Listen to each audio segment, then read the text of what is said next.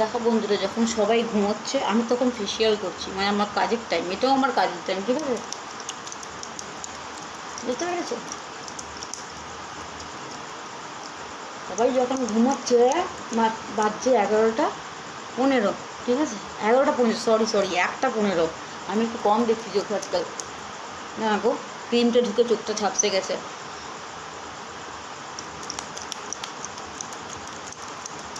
সবাই যখন ঘুমোচ্ছে আমি তখন কাজের এতটাই চাপ, রাত্রেবেলা ফেসিয়াল করতে বসেছি, বুঝলে? তো এটা হচ্ছে আমার ডেস্টিনি।